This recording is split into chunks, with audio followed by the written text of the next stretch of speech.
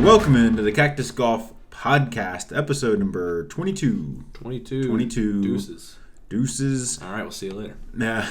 Bye. We got another full episode here. We're jam-packed. We're going to get right to it. We went over our first few episodes of Full Swing last episode. We can go ahead and go over the last four here. We got total of 8 episodes. We went over the first 4 last time. We can do a little, what's it called? Just, cover your ears if you haven't seen it yet. A little disclaimer. A little disclaimer if you haven't seen it yet. At this point, if you haven't watched it yet, then that's your fault. Yeah, and again, it's not like something that's too much of a spoiler, right? Like, no, you can like. I wonder who won that tournament. Yeah, right. It's not much of a spoiler. I mean, and again, it's not like I have it kind of in my notes here a little later on, but nothing.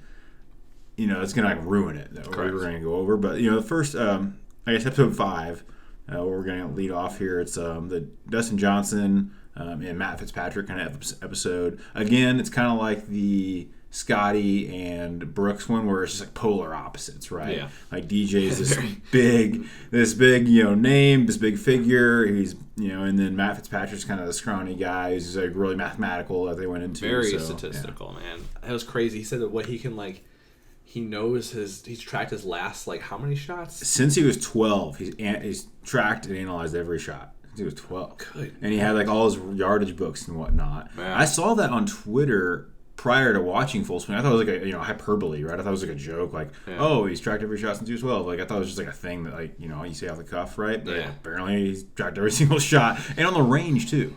That's bananas, dude. That's insane. That's absurd. That's insane. So you deserve to be damn good at golf if you do that. Honestly, your level of dedication is that specific. More power to you. They should have had Matt Fitzpatrick and Joel Damon on the same episode. That is legit polar opposites. Damon's screw it, I suck. Yeah, exactly. Matt Fitzpatrick's doing everything he possibly can, and I don't know. It was pretty cool. And it was kind of cool to see the relationships that he had with some of the reporters too, with Rappaport, what's his last name? Dan Rappaport. Yeah, they went to school together. Yeah, it's kind of cool to see the relationships there, and that them two had, and the players and reporters, and it's kind of interesting. Mm-hmm. You don't see a lot of the players hating on the reporters. They probably see them every single week, so it's all right, same people coming back for questions, and it was pretty cool. But yeah, DJ's life is a little bit different than Matt Fitzpatrick's. Quite a little bit opposite. And I like what we talked about this a couple days ago when Dustin Johnson said that, if your boss, what did he say exactly? If your boss offered you more money to do the exact same job that you're doing, and not take on any additional responsibilities, you'd be a fool not to take it or something Something along those lines. Whenever they're talking to Liv, he's pretty transparent about, he said basically, if your boss offered you way more money to work less hours, do the same thing, you'd be a fool not to take it. And I mean, hey, you gotta respect the transparency and the brutal honesty there. He's not sugarcoating it. He's hey. No, he's straight to the point. And I respect that. So did you see the one part too? And they asked Matt Fitzpatrick, they're like, "Have you been asked to join Live Golf?" Yep. And he said, well, kind of. He's it was kind of a backhanded, if you want to come, you can come. It wasn't even a full invite. So I feel he's just mad that they didn't really offer him. I don't think he was mad. I think Liv probably just knew that he wouldn't, or they were just testing the waters, I assume. I don't know. They probably had a really good feeling that Tiger would, but they still gave him a good offer. But again, it's Tiger Woods, so I understand that. But I don't know.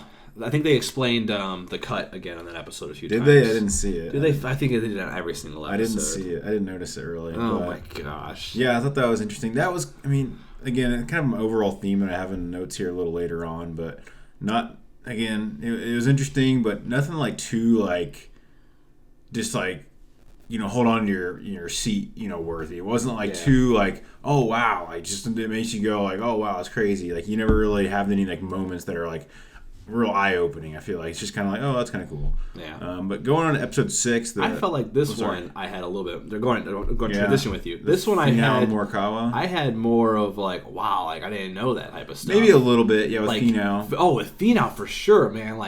Some of his stuff hit you in the feels a little bit. You're whoa. Yeah. So we learned that he learned golf in a garage, hitting against the mattress, basically. Yeah, I saw. Which is crazy. I saw someone made a tweet, and it was It said, after I found out Tony started off playing golf by hitting in a mattress, and it's his car with a mattress strapped to the top of it. It's like saying he went and bought a mattress to hit off of. But yeah, to see like the garage, like all like the ball like dents and everything, and that one was a really good episode. I feel poor Tony Finau gets like the shaft a lot in this. So I thought they I had this word as I have here. It seemed like they were kind of forcing some narratives there. Like the whole family thing about how he can't perform when his family's there. It's like, okay, come on, we don't have, I feel like they're just really forcing that kind of narrative, and that's reporters. It's not why. That's reporters for you. The reason he struggled is because it's really freaking hard to win on the PGA Tour, not because his family's there. No. And I understand like what they're saying. Like you have something else on your mind because you're trying to make sure that they're all set up and okay. I understand that, but yeah, it's a narrative that they're trying to push, and again, they're reporters and they got to have a story and it's got to have clickbait so you can open the thing and it pays the ads. I understand it, but even though they're talking about Tony, the whole thing was, okay, when's Tony ever going to win? And then now he won. Like, when's Tony going to win a major? And then eventually when he wins a major, they're like, when is he going to win multiple majors? Like, he's just always pinned against, I feel like, the poor guy. But he's also, I feel like, the most likable person. Yeah, that's what they said there, too. He's just super likable. And I came away, I think I liked Finau going into it. It didn't really change my perspective, really. I think it was cool to get some background on him, though. Yeah.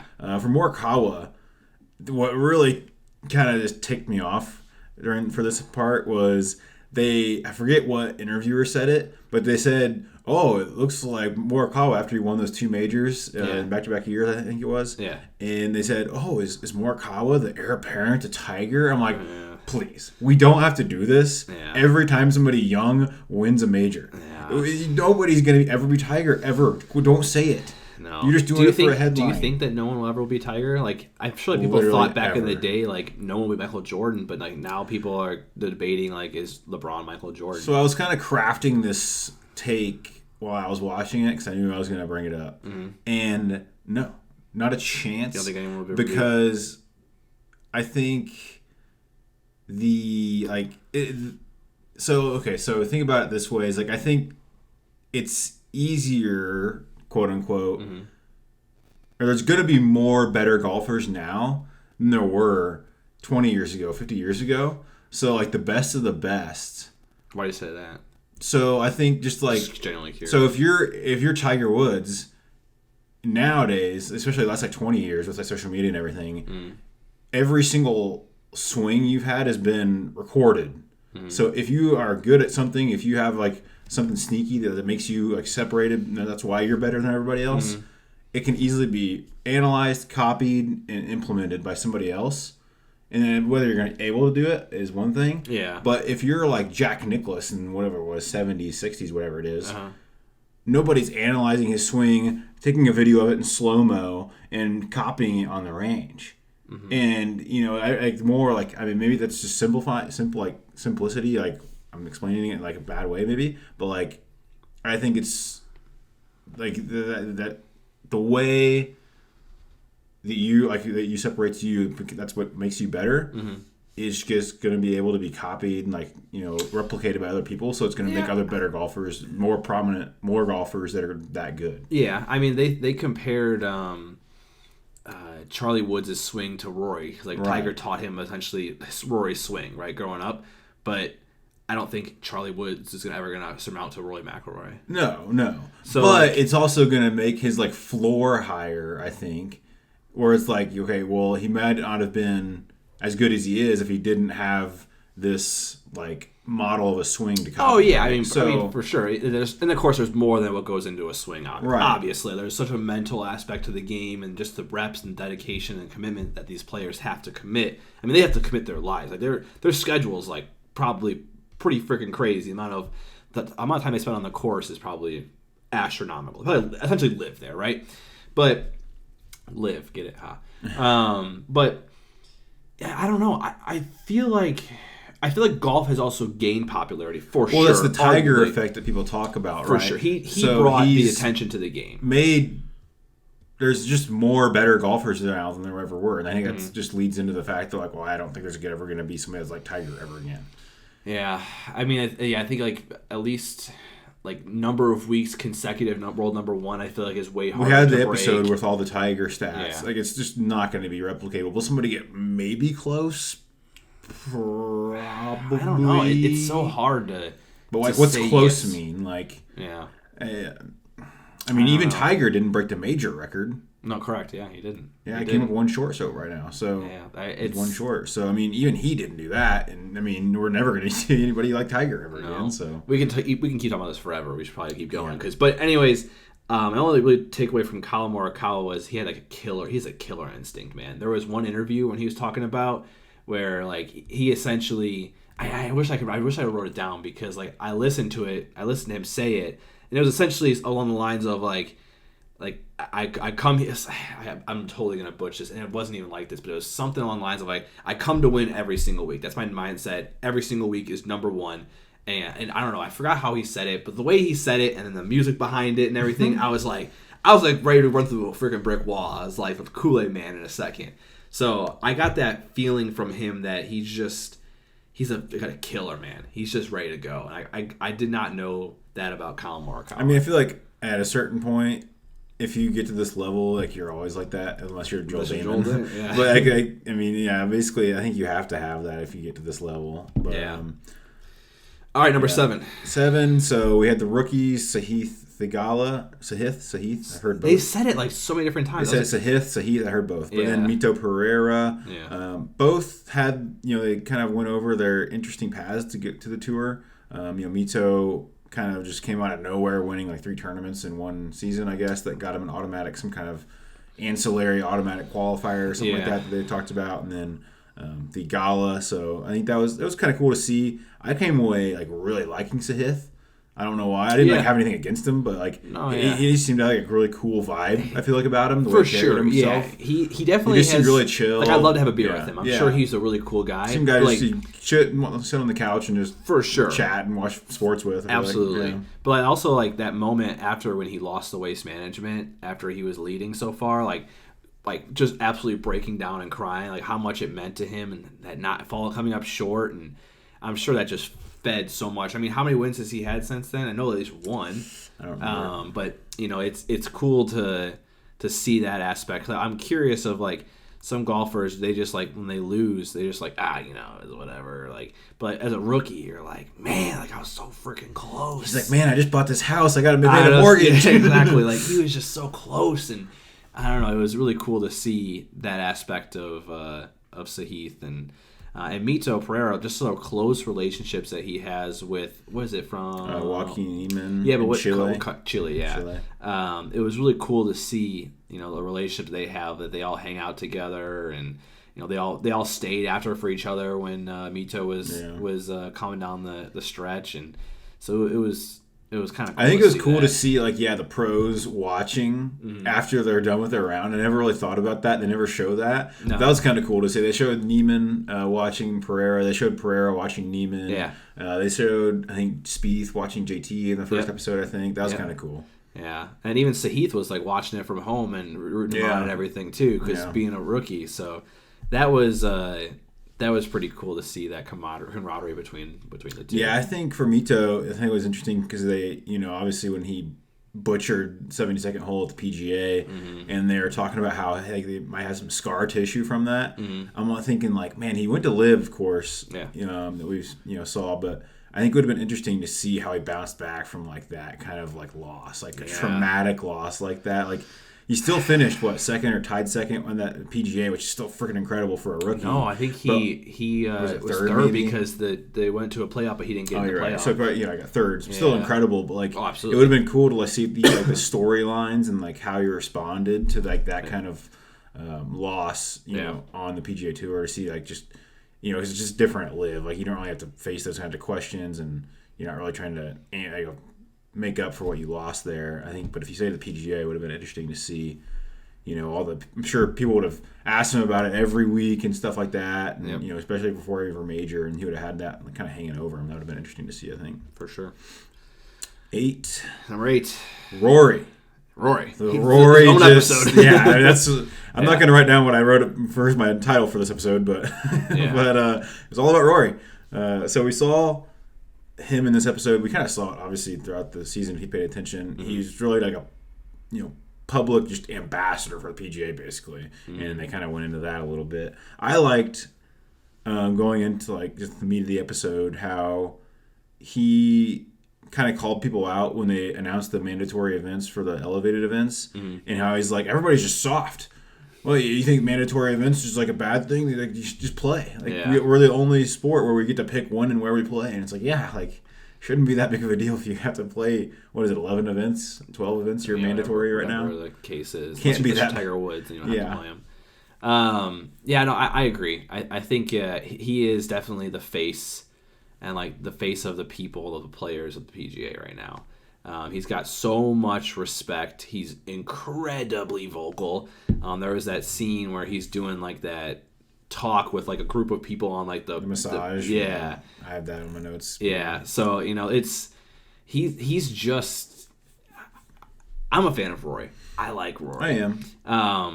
I didn't like what he said in that, but I think it was a little over the top. I mean, we'll just say it. He said, "Fuck you, Phil." When he's getting the massage. It's like, do we really have to do that? Said, like, make sure that goes in the documentary or something like that. It's like, geez, you don't have to do that. I do like Rory, but that was just like, you don't need to do that. I think like you can debate the whole PGA LIV aspect forever, and people do in our TikTok comments. It's hilarious, but. He's such a diehard with the PGA. He loves tradition. I think that's probably the best thing about Rory.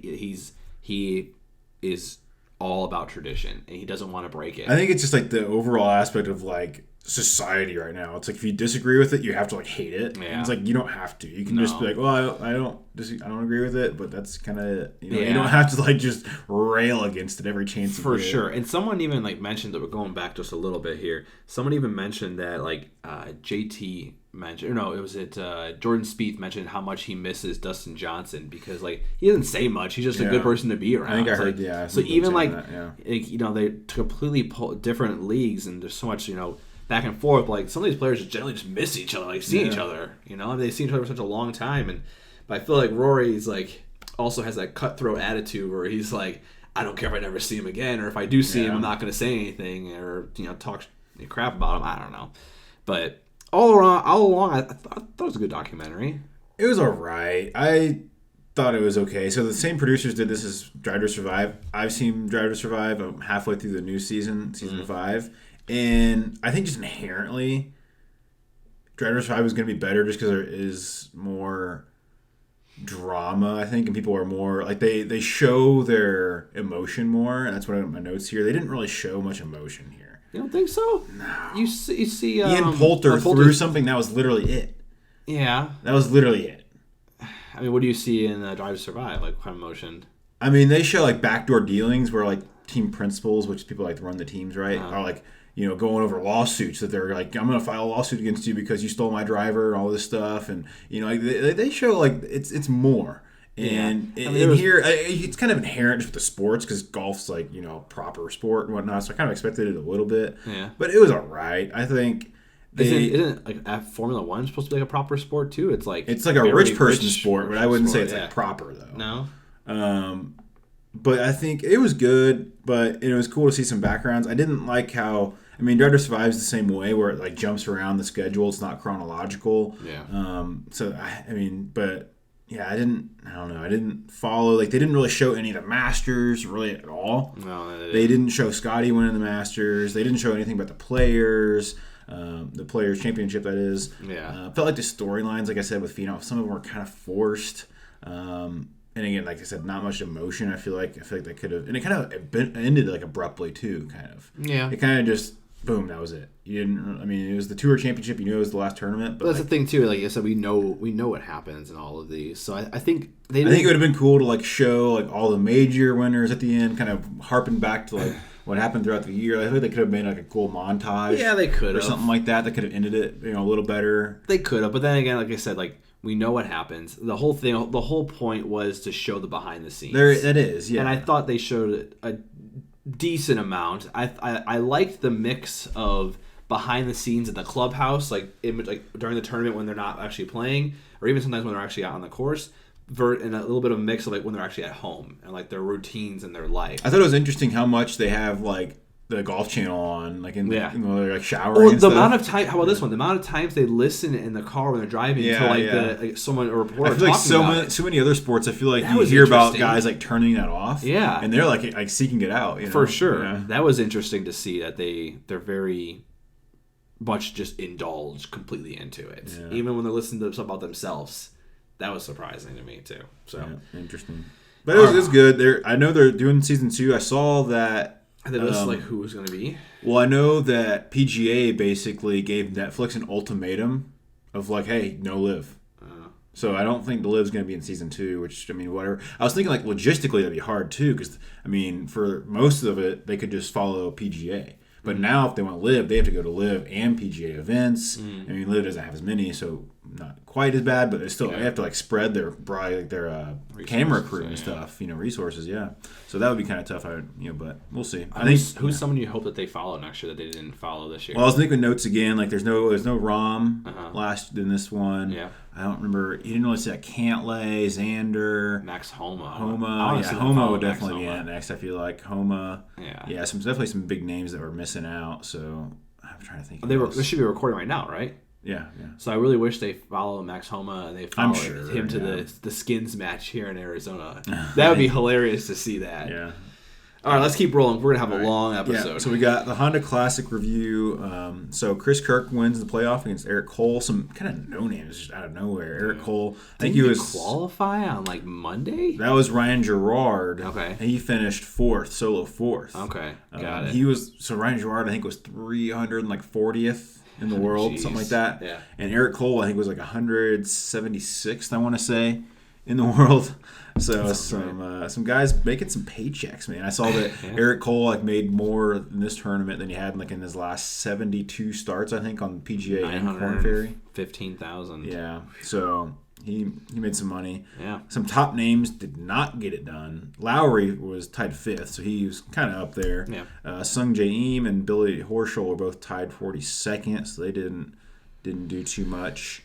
But I didn't really have a whole lot. It was first start of the Florida swing, so we're down in Florida here. We're going to stay down there this week for a few more weeks before we go to Texas. But it was a little more challenging course. You could tell lower score, or not as good a scores as we saw out in California. Mm-hmm. A lot of balls getting wet. It was kind of cool to see some pros kind of struggling with that. Yeah, no, I a couple of things I wanted to highlight. You talk about let's go balls wet.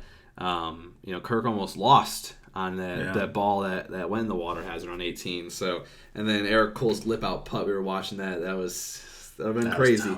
But it was crazy. He says so. Chris Kirk, that was his 5th PGA Tour victory. First time in almost 8 years. 2,836 days. I think it was 7.7 years with my math. Yeah, that's crazy. That is crazy. But there's also been just doing the preparation for this episode, there's so much talk about Kirk battling depression and alcoholism. Have you seen that? I know he's very vocal about it. Obviously, I think in 2019 he kind of took a break from golf to take care of it. But man, that's in every single headline they're talking about it right now. So I thought that was kind of cool that he said that was kind of like a bonus. Once he kind of defeated alcoholism, depression type stuff, anything after is just a plus for him. So That was cool. I did see, I don't know if you saw this, they were talking a lot about, so this is the last year, this will be the Honda Classic. Honda will no longer be a sponsorship with the PGA. Jack Nicklaus did an interview, and he kind of hinted what the next elevated events would be for next year. Did you see it? I did not. So, Pebble Beach and I'm guessing LA Country Club is what he was saying. It just said LA will be elevated events next year. Okay. Waste Management will not. How do you feel about that? I mean, he just said something about 2. That's all he said about. What did he say about hinting? What was the context? So he was saying that. Well, he flat out said that, but he was hinting about the aspect because they were talking about how this tournament, and I guess his charity is very involved with this specific tournament, Hasn't been getting a lot of big names lately. So he was saying that next year they haven't officially named the sponsor, but I guess it's supposed to be some better sponsor for this tournament. And because Waste Management's being taken out of the elevated event field, but then some other ones, there's more of a break. So they're thinking that some golfers are going to come play this tournament before getting into the stretch of the Arnold Palmer and the what is it? What's the last one for this? Arnold Palmer? Yeah. Players. The players. Yeah. So he was hinting that next year it's going to be a lot better field, he was saying. So I mean, basically they're saying the Waste Management's going to have a good field regardless, is what I'm assuming they're thinking. That, or like I said, maybe they're just changing it up to get more elevated events in different states to attract more fans. That's what I'm saying. Yeah, I think they know that Waste Management's going to have a decent field regardless. And so if they... Maybe so they already have a... It will. I mean...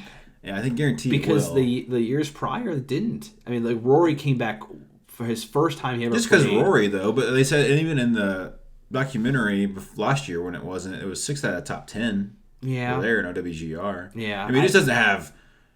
I mean, it doesn't have 15 out of the top 20. I mean, just because it didn't have 15 out of the top 20 doesn't mean it's not a good field. Like there were still 6 out of the top 10 there last year when it wasn't before any designated events. So I think it'll still be good. I think a lot of the young people love coming to Arizona. So many golfers live here. Yeah, so many professional athletes live here. A lot of them live in Jupiter. I found that out in the documentary. Most of them. But I think a lot of the young players enjoy the atmosphere. I think some of the seasoned veterans are kind of over it. I feel like they're like, I served my time here. I'm not coming back anymore. Like, it's a good time, but I want to focus on something else.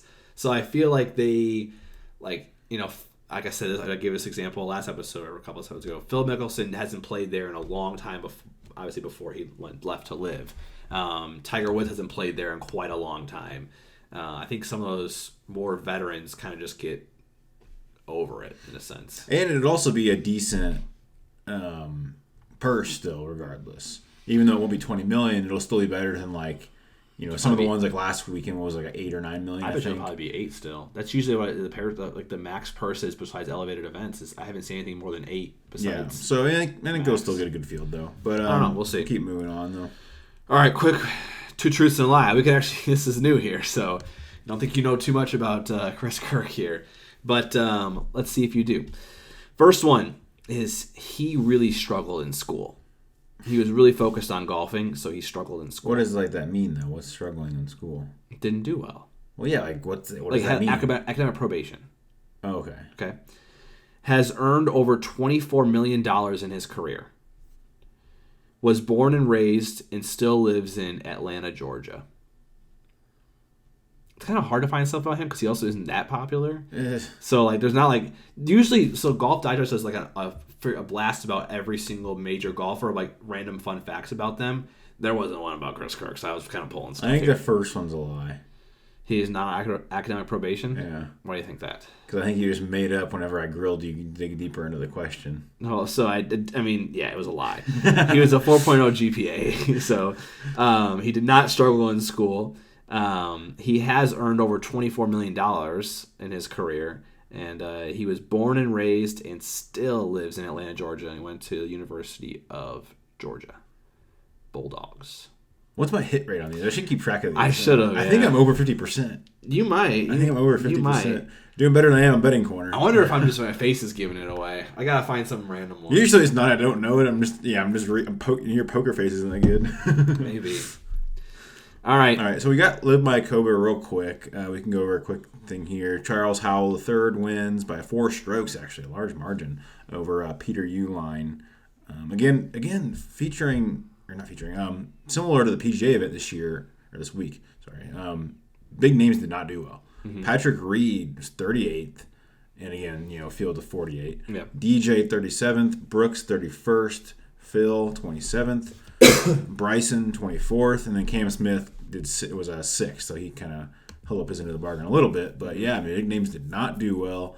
Charles Howell III, people already kind of railing against LIV. Doesn't help when the big names already aren't performing either. So I kind of thought interesting to think about We found out, I think it was this week, right, that all the LIV players, was it last week, are going to be able to play the majors. Yeah. So the U.S. Open, the Open allowed them to play. PGA did as well, all of them. Correct, yeah, but the last major one was the U Open. So I think it's interesting to see. I mean, I think it's been one thing that people have asked about, like, are they going to be able to keep their form on LIV? And, just based off this week, it doesn't look like it, but, we'll see. I think small sample size. Yeah, small sample. I think we saw in the documentary, actually, that they were in the running for the majors last year. You saw Justin Johnson was up there. I think, but I remember seeing the documentary in the Masters. I think there was only they listed of the golfers on the left. One of them, the majority of them made the cut or missed the cut. I'm sorry. Yeah. Again, that was just one though. Correct. And then Cam Smith won before he kind of went, but he knew he was basically, but it was before he left technically. But we saw Brooks, Waste Management was up there. Early in the season at the Waste Management, like I said. Phil didn't really do much. I don't think he didn't play at all last year, actually. No. Yeah, Bryson was up there, I think, at the U.S. Open. I think I saw he was up on top of the leaderboard. So I think, at least in the midst of everything last year, they're still, some of them were up there. But we'll see if they can carry it over this year when they're in the highlight. You had some problems pulling up the stream. I didn't see it on the CW Friday on round 1. I found it Saturday round 2. Mm-hmm. I watched for 5 minutes. I didn't really watch a whole lot. I switched over to the PGA. Had some other stuff I was watching. But, yeah. All right, let's move on. Arnold Palmer this week. You don't want to go over Puerto Rico Open? No, I don't want to go over the Puerto Rico Open. It's literally a bunch of no names. So we got Arnold Palmer, defending champion Scotty Scheffler. Go figure. Mm-hmm. We're going to say that a lot this year. Arnold Palmer's Bay Hill Club and Lodge in Orlando. Par 72, 7,400 yards. Purse $20 million. Elevated event. So the field rating last week at the Honda was 181. Mm-hmm. This is by OWGR. This week at Arnold Palmer is 391. So slightly better actually than the Genesis was a couple weeks ago, 390, the field rating there. So we got, again, super jam-packed field. Making picks kind of interesting again this week. But yeah, it should be interesting. Yeah. So like I said, I saw the same thing. Field top 27 of the top 30 are in the field this week. I was looking at previous winners, and it's all over the board. I was trying to think of where they're going to end up at. I'll start 2015. Someone finished 19 under, 17 under, 11 under, 18, 12, 4, 11, and then last year 5 under. So there's not usually most tournaments that I see they have a trend. Yeah, this one's kind of bouncing a little bit. Yeah. So that was very interesting. You have low teens, high teens, and then 4 under and a 5 under last year. That was very surprising to me. I should have looked this up. I don't think they've done any construction on the course. Make it harder. Possibly they did that. I didn't look that up. I should have. But we'll see. Maybe it'll be another tight. Maybe it's just a factor. Some years probably just have weather. I don't know if we look into that. It might have just been weather. Might have played a factor some years more than others. Yeah. Rain, whatnot. Who the field consists. Yeah. There's so many different variables. But obviously, obviously this year's field's better than previous years. Correct. So that'll be interesting. I think we've seen so far the elevated events have been won by Rahm, and Scheffler, I believe so far. So it's just going to be harder for these kind of. Somebody a lower odds player to come through, just battling against all the top players in the world. So, which is why Rahm is listed as the favorite yet again. Rahm the favorite. Rory trying to get back to the world number 1 again. They've been kind of jockeying here lately. Scheffler, Rahm, and Rory have all been kind of jockeying for position number 1. But yeah, another chance to take over the number 1 spot. Who do you have as your pick? I'm actually going Zalatoris. Old shaky hands. Dude, I cannot stand watching his putter videos. I don't even know how he does it. Obviously he's a great player. Don't get me wrong, but my gosh, he needs to what's that disease people have when they shake? That's what it looks like he's got with his putting stroke, man. It's tough. It's tough to watch him. All right, my prediction's Colin Morikawa. So I said, watching him at a documentary, something about watching him got me pumped up. So this season he's been runner-up, and he had 3 top 10s this season so far. He's number 10 in the OWGR. I did find out that you can search this course to see, so I was on PJ's website for Colin Morikawa, and I can filter his results down by course. You can see how he's done in the past. I found that out. He's made the cut twice, but he hasn't really done that well. He's made top 10 once here, so not bad. But that's gonna be interesting. A little bit of a game changer going forward with some of these picks. I've not seen that before on their website. They did a whole. I haven't looked at those kind of stats on their website. I was doing some research as far as approach to green, strokes gained, and around the green, strokes gained a little bit, and so that's where I kind of went with Zalatoris. I know he's, I guess putting on this course it's not like you're going to gain too many strokes putting, so that's why I kind of didn't mind taking Zalatoris, because I think the putting is, it's less of a factor this week than most weeks, so it's really going to be tee to green stats that are going to be more important, so that's why I went Zalatoris. All right, let's roll a betting week, man. So, your boy making a comeback. Comeback, okay. Man, if they freaking dead heat 2 weeks ago, wouldn't. Oh man, but plus 100 this week. With Chris Kirk winning, that triple chance came through. So we're up 100 units this week and narrowing the gap. Sure. I won units last week too, right? You did? No. I wanted to see your face. I just wanted to see your face get a little nervous. Saw a little sweat bead down your forehead. No, I lost all my bets last week. So the scorecard currently sits at I am minus 317. You are minus 9,654. Minus 471. Yeah. How many picks you got this week?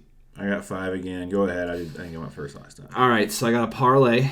I got JT and Scotty Scheffler, top 20 and top 10 respectively. Odds are plus 351, 23 units. Two very big names. Top 20, Scotty Scheffler, top 10. It can't be that hard, Jesus Christ. Well, that's what I thought on my Genesis parlay. I know. JT finished T20 with 9 players. I know. So I'm just praying that he comes in good form this week. So I took a little different strategy, you'll see here, but my first one is no parlays this week, but I got Matt Fitzpatrick, top 5. Plus 650, 25 units. Fitzpatrick hasn't been in great form lately. I've kind of been paying attention to him. He struggled a couple weeks ago. I remember watching him, and it was like, He's been struggling, but going to Florida, change of scenery a little bit, and then I watched the documentary, like you said, and how analytical he is, how to the point is. I think he can get back to his form. I heard he packed his scorecards from Florida tournaments that he's bringing, so we'll see what happens. I think let's go, baby. I think he's gonna grind the Excel sheets and get back to it. He's gonna have that. What are those old accountants used to wear, those green visors where they're smoking the cigarettes? And he's got the little calculator. The calculator's punctuating, the receipt paper from it just rolling all the way down this. Yeah. All right. I got my personal favorite here. Taylor Montgomery back in action. Top 20. John Rahm top 10. Another parlay. So Montgomery top 20. Rahm top 10. Odds are plus 633. 14 units. I saw Montgomery's name there, and I'm thinking, I went on there to see what's going on. I took him a couple weeks ago. I think Waste Management. I think I took him Waste Management week, and I was trying to ride the wave, but he failed me. And I think he was riding the wave of weak fields. He might have. Is what my conclusion came, at least to an extent. I mean, he's playing well. You got to give him credit for that, for sure. But I think a little bit riding the wave of the weak fields early on. No, there was no elevated event in California, was there? Besides the Genesis. But then the other one was in Hawaii. Yeah, so I don't know. But realistically, if you think about my parlay right there, really the only one that needs to pull through is Montgomery. Rahm top 10, come on. I mean, geez, I feel like Rahm's... I was interested. I didn't find this, but I was looking to see if there was a bet to for Rahm not to make the cut. There is. Was there? I didn't see it. I'll pull it up while you're doing your next bet. What were the odds on it though? I found, because I was looking whenever he won the last week, I'm like, I bet you can get pretty good odds for him to miss. Mm-hmm. I mean, just have a couple bad days, really one bad day is all you need to correct, kind of miss a cut. I'm like, I bet you can get some juicy odds on that. I remember because when I was looking for the triple chance, double chance a while ago, a couple weeks ago, I found this where you can actually bet against someone. Yeah. So go and what were the odds on it? You have it? I'm gonna try and find it because I'm also if it was like curious. over plus 300, I think I would like that. The only problem though is that like sometime I wonder if they're not going to show it for like the certain tournaments. Because I couldn't find it. I know for a fact I've seen it on somewhere. Was it on DK or no? No, it was on DK. Arnold Palmer. I don't see it right now because now I'm kind of sweating. Golfer props, I imagine. Yeah, I don't see it on golfer props. I promise I saw it on one of the last week's tournament, a couple of weeks ago's tournaments. Okay. I know for a fact. We'll have to keep an eye out. I know they had more offerings for waste management. I know that. I don't so know. it might have been. It might have been waste management. I honestly don't. But even remember. if I could get odds like plus, I don't know what they would look like. But if it was like plus 300 range, I would think about taking that just to bet against. You're gonna not play well eventually. Yeah. So I would be interested in it just to see what it was. I'm gonna keep looking every single week now because I'm telling you it was in there. But yeah, I thought that was interesting for Rom. So he's obviously playing well. I mean, that's why it would be plus 300 because it's not likely to happen. Correct. All right. What's your? Is it mine? I just did Montgomery. That's right. So my next one here is another guy that's kind of been not in great form, better form than I thought before I looked up his actual results. Just in my head, I was thinking he wasn't in great form, but then after his actual results, he's better than I thought. But Sam Burns, top 5. He's been up there. Yeah, top 5, plus 900, 15 units. I think some big odds, man. Yeah. He said Matt Fitzpatrick was like plus 6 something. 650 Burns for Fitzpatrick. Was 9 something. Burns 900 because top 5s, I think. Yeah, I mean, I didn't take anybody down in the field this week. I think it's a strong field. I'm taking the strong players to try and get one, try and thread the needle with one of them. We'll see. Triple chance. Rahm, Rory, Scotty. Odds are not great. I didn't even save it. Why didn't I even put it in? It was like plus 200 if I remember off the top of my head. Probably 250 maybe. Yeah, one of the two. And I did 35 units on that one. So I think... I don't know if I can find it right here. The odds actually were plus 200. Yeah. Okay. So plus 200. I mean the top three players. Yeah. So they're all playing extremely well. Will Scotty do back to back? Will Rob continue the legacy? Will Rory regain number 1? We'll find out. I'll make some money. I was running hot on my triple chances. I won with Scotty as a triple chance in waste management, I believe. Won this one with Chris Kirk last week, so I took a break from those. I went a little different. So my next one again, Victor Hovland, another top player, top 5 again, plus 650 like Fitzpatrick, 25 units. So all top 5s so far. Just got to thread the needle once, no parlay, nothing else. Don't need a winner yet. Just top 5. All right, the good old Irishman, Seamus Power. Seamus, top 10. Odds are plus 600, 15 units. I like the way he's been playing lately. Yeah. He was in contention last week. That's another one. Was he? Yeah, he was up there.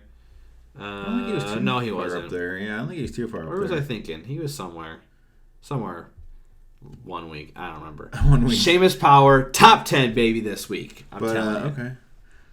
Seamus.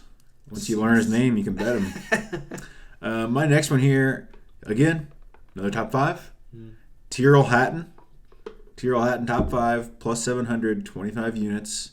Just gotta get a top 5er. That's all we need. Four top players. That's all I need. One of them to have a good week. That's all I need. All right. My last one, like I said, Colin Morikawa. I did pick him outright this week. Odds are plus 2,000, 13 units. I have almost a very similar bet. Will Zalatoris, outright. He's plus 2,000 as well, 10 units. Nice. I feel confident as every week, I feel like. Yeah, I think I kind of went pretty aggressive last week. I did 2 triples and 2 outrights, and then 1 top 10. My top 10 with Drew, I think you had him in a parlay. Thomas Detry with Drew, so that kind of sucked. So I was after that, I was down to like, I need one of these guys to win, and I got it. And so it was, I went a little different strategy this week, but I feel good. I just need one guy to go top 5. And one thing I was thinking about last week too is I really narrowed my ceiling, because if I have 4 picks for winners, I can only hit that one, and then so I'm leaving myself this opportunity to maybe hit 2, maybe 3 or something like that. So we'll I mean, hey, what if these all 5 are top 5 and then Zalatoris wins? I mean, I don't know how many units I'd be up, but I'd be in the green. That'd be insane. I know I'd be in green. I will make a public statement that if this happens, I will withdraw from this podcast and sign over all my shares. I will Cactus say, to you. I am running hot right now. All my equity of Cactus goes right to so you. That live bet, Indiana against Purdue, hit that one. But what did you say about Drake? I faded Drake. Why? Because you can't hit 3 in a row? Because he can't hit 3 in a row. Can you hit 3 in a row? Oh, I'm not Drake. Yeah, of course I can. I've already hit more than 3 in a row. We'll find out. Because I hit IU, hit Tommy Fury, and then Chris Kirk just won. Okay. And I have a... You didn't lose anything in between? Well, I mean, those golf bets were at the same time. So, I mean, you can count those the same. So. But no, I'm waiting to see an NBA bet I have right now, actually. So as soon as we log off, I'll see if the streak continues. Oh, Jesus. All right, well, we're going to log off. At least you're going to log off. I got an interview coming up next. Stay tuned. And we'll see you. Thank you guys for continuing to listen to the Cactus Golf Podcast. On today's interview, I'm very excited to welcome Charlie Klaus, one of the co-founders and CEO of Spark Golf. Charlie, thank you so much for giving me your time and all the listeners your time today. Very excited to learn more about Spark Golf and pick your brain a little bit here. Awesome. Thanks for having me. Absolutely. So let's start here first. Give everyone the elevator speech. What is Spark Golf and why should they join? So Spark is a 9-hole social golf league company. We create and host 9-hole social golf leagues across the country. We'll have about 1,300 courses hosting us this year. And really what we tried to create was a fun and casual environment for that kind of welcomes golfers of all skill levels. It's very casual, very recreational. We do keep score, but it really competitions kind of lasts on the value prop for the consumer. It's really like we want to find an after work kind of place where people can just show up, meet new people, play a short round of 9 holes and have fun. And we built an app that really accomplishes that, makes it very easy for the golfer to find leagues near them. And it's a join for free model, so there's no upfront cost to join, so no reason not to. And you pay only when you register for rounds. There's also no minimum round commitment. You can play once a week, you can play once a month, or even just try it out for 1 round, see if you like it. I love that. I think it's very simple. It's a no-brainer for golfers to try it out. Like you said, it doesn't cost them anything, and they get to meet new people. That's the best part about it too, is meet people in their area that they can join. A 9-hole, essentially like a 9-hole league. So is that why you guys decided to make it? Was this something that you thought was missing within the golf space? Were you looking for this yourself? So we created it back in we really started. There's 4 co-founders, and we come from the industry. One of us is an engineer and actually built all the tech. But back in 2016, 17, we started kind of talking amongst ourselves about what's missing in golf and what we could build. And really at that time, it was kind of the early stages of Topgolf. There was probably 10 or 12 Topgolf locations across the country, and we really liked the vibe that they had going with it's very inclusive, very welcoming. It was fun. It was driven by technology. And we wanted to take all that and package it up, but at the Greengrass Golf Facility. Yeah. And that's where our kind of expertise is in the industry. So we kind of went to leagues as a thing because they're already very social. They're shorter, only 9 holes, and people tend to drink while they're playing in a golf league. So absolutely, it's definitely a little fun. And as we started looking into it, there really was no national owner of the golf league space, and there really also was no technology that was running it. So that's kind of where we got the start, and started the first year part-time with 50 courses, and it grew from there. That's awesome. Starting off, was it hard to capture some of the courses? Trying to get their buy-in from that aspect? Were some courses skeptical, or did you have a quick early adoption with them?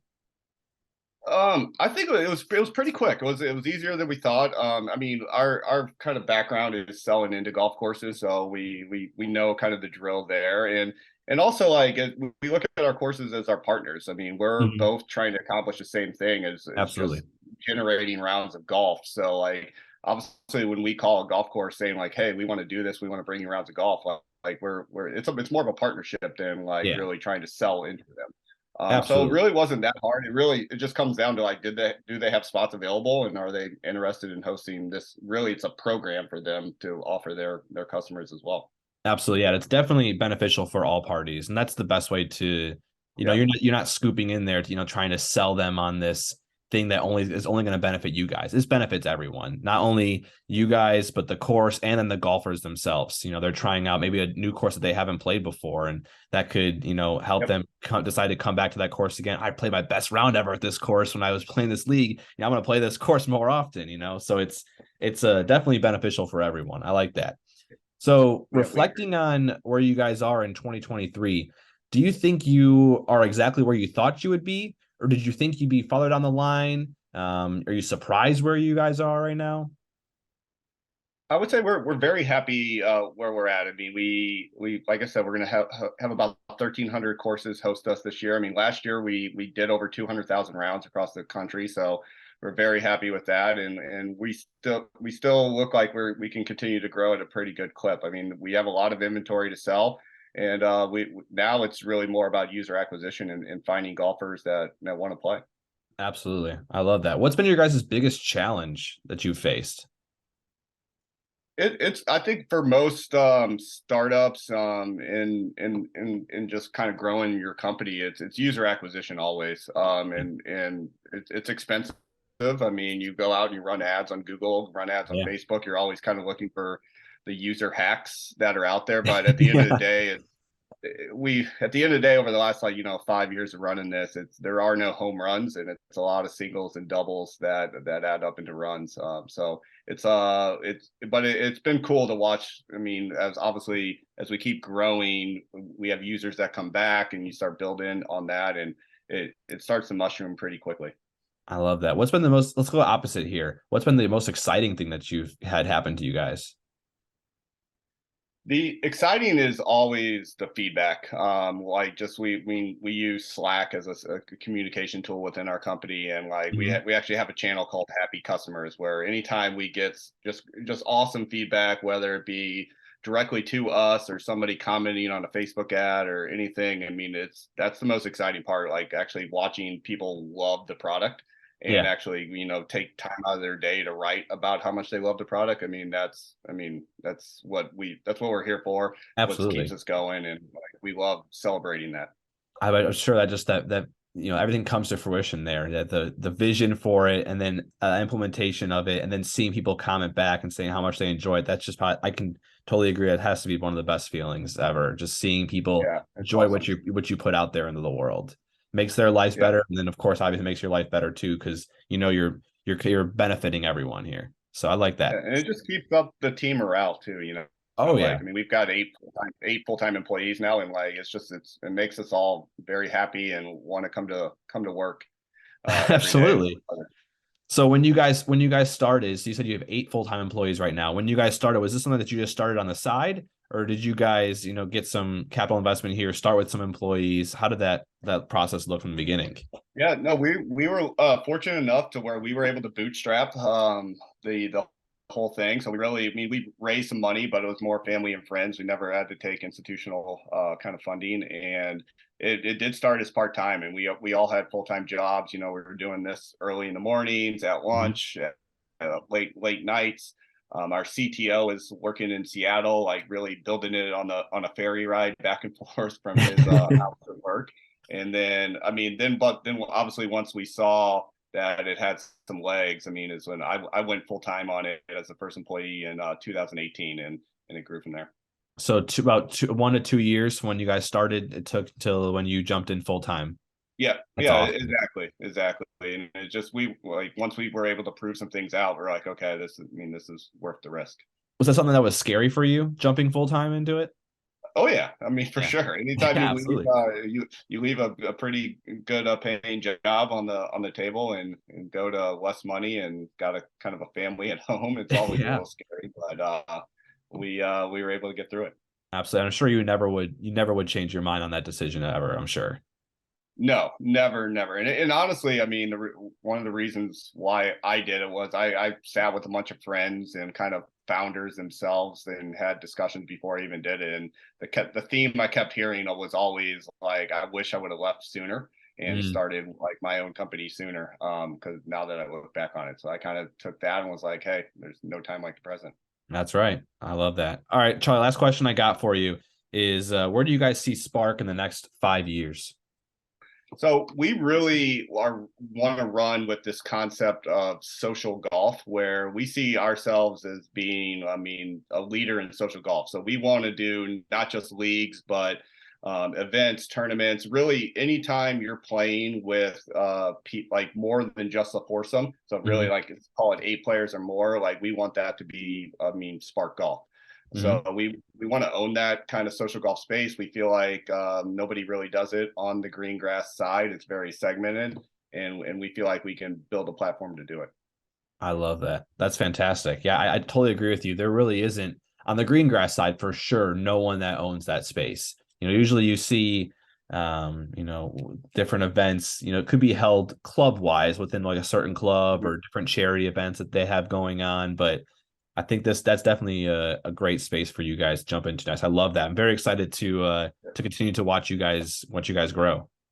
Yep, and you'll actually see this year we'll be debuting what we're going to call Spark Games, which will be like weekend 18-hole kind of fun events. Still want to make it social, fun, and like less Yeah, competitive, but you'll see that debut at pretty much every market across the country where we hope to have 1 or 2 a month.